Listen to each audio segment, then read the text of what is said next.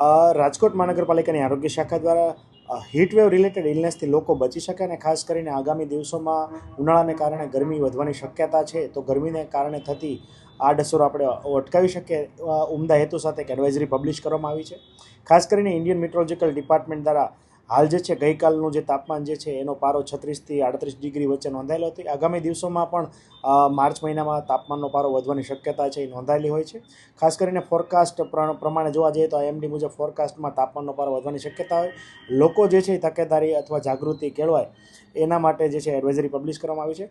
લોકોએ બની શકે તો બપોરના સમયે બિનજરૂરી બહાર નીકળવાનું ટાળવું જોઈએ. ખાસ કરીને સગર્ભા ધાત્રી બહેનો ઉપરાંત જે છે સિનિયર સિટીઝન, ઉંમરમાં જે મોટા હોય અને લાંબા ગાળાની બીમારીથી પીડિત હોય, લવાઓ ચાલુ હોય, સાથે સાથે બાળકો, ઉંમરમાં નાના બાળકોને વેકેશન પડી જાય ત્યારબાદ લોકો જે છે એ બહાર જઈને આઉટડોર એક્ટિવિટી કરતા બાળકો વગેરે ખાસ કરીને આ સમયગાળા દરમિયાન સાવચેતી રાખવાની જરૂરિયાત છે. બની શકે તો ઘરની બહાર નીકળતા પહેલાં પ્રવાહીનું સેવન, એટલે કે તમારા શરીરની અંદર પાણીની માત્રા જાળવવા માટે હાઇડ્રેશન છે એ ખૂબ અગત્યનો ભાગ ભજવે છે. તમને તરસ લાગે કે ના લાગે, દર કલાકે ઓછામાં ઓછું 200 ml એટલે કે 1 ગ્લાસ જેટલું પાણી પીવું ખૂબ હિતકારક છે. આ ઉપરાંત બની શકે તો ખાસ કરીને લીંબુ પાણી, લીંબુ શરબત, સોલ્ટેડ વોટર, સાથે સાથે બની શકે તો ઘરે બનાવેલા સાત્વિક તાજા ફળોના જ્યુસ, એટલે કે બની શકે તો મોસંબી, સંતરા, નારંગી, તરબૂચ, શક્કરટેટી વગેરેના જ્યુસ જે છે એ લઈ શકાય છે. સાથે સાથે જોવા જઈએ તો લોકોએ બહારના અત્યંત ઠંડા અને અત્યંત ગળ્યા પીણા પીવાનો આગ્રહ જે છે એ રાખવો જોઈએ નહીં. સાદી સોડા જે છે એ ઘણી વખત સેવન કરી શકાય, પરંતુ અત્યંત ઠંડી અને અત્યંત ગળી સોડાઓનું સેવન પણ કરવું જોઈએ નહીં. ઉપરાંત જે છે અત્યારે શેરડીના જ્યુસ પણ જે છે હાઇજેનિક શેરડીનો જ્યુસ પણ જે છે એ લઈ શકાય છે.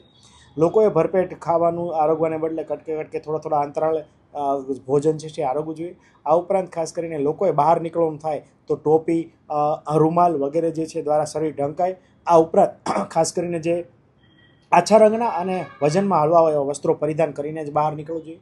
આ ઉપરાંત મોટાભાગની અસર જોવા જઈએ તો હીટ રિલેટેડ ઇલનેસ, એટલે કે લૂ લાગવાની શક્યતા જે ખાસ કરીને આઉટડોર એક્ટિવિટી કરતા હોય તે લોકોમાં વધારે જોવા મળે છે. એમાં પણ ખાસ કરીને જે લોકો માર્કેટિંગના બિઝનેસ કરે છે, ફિલ્ડની એક્ટિવિટી કરતા હોય, લેબરનું કામ જે છે એ કરતા હોય છે, તો કન્સ્ટ્રક્શન રિલેટેડ કામ કરતા હોય એ લોકોએ ખાસ કરીને બપોરના સમયે પીક અવર્સ દરમિયાન સીધો તડકો પડતો હોય તો કામના કલાકો કાં તો વહેલા કરવા જોઈએ ને કાં તો મોડા કરવા જોઈએ, જેના કારણે સીધી હીટ રિલેટેડ ઇલનેસ છે એ ટાળી શકાય. આ ઉપરાંત કોન્ટ્રાક્ટરે પોતાના સ્થળ ઉપર પીવાના પાણી અને છાશ કે અન્ય વિતરણવાળી વ્યવસ્થા જે છે એ કરવી જોઈએ. આગામી દિવસોમાં જો તાપમાનનો પારો વધશે તો બપોરના સમયે સિગ્નલ બંધ કરવાની કાર્યવાહી પણ કરવામાં આવશે. સાથે સાથે શ્રેડિંગની કાર્યવાહી પણ સિગ્નલ પર કરવામાં આવશે. અને જે વિવિધ પ્રકારના ગાર્ડન છે ત્યાં વિવિધ પાણીની પીવાની વ્યવસ્થા, સાથે સાથે છાંયડાની વ્યવસ્થા પણ જે છે કરવામાં આવશે. આ ઉપરાંત જોવા જઈએ તો આગામી સમયમાં એડવાઇઝરી મુજબ અન્ય ડિપાર્ટમેન્ટો સાથે સંકલન કરીને જે જરૂરી પગલાં લેવાના છે લેવામાં આવશે. ગત વર્ષે જે છે આપણા બીઆરટીએસના બસ સ્ટોપની અંદર કુલર મૂકવા, સાથે સાથે બસની અંદર પીવાના પાણીની વ્યવસ્થા વગેરે સેવાઓ કરવામાં આવી હતી. જો તાપમાનનો પારો વધશે તો આ બધી કામગીરી પણ કરવામાં આવશે.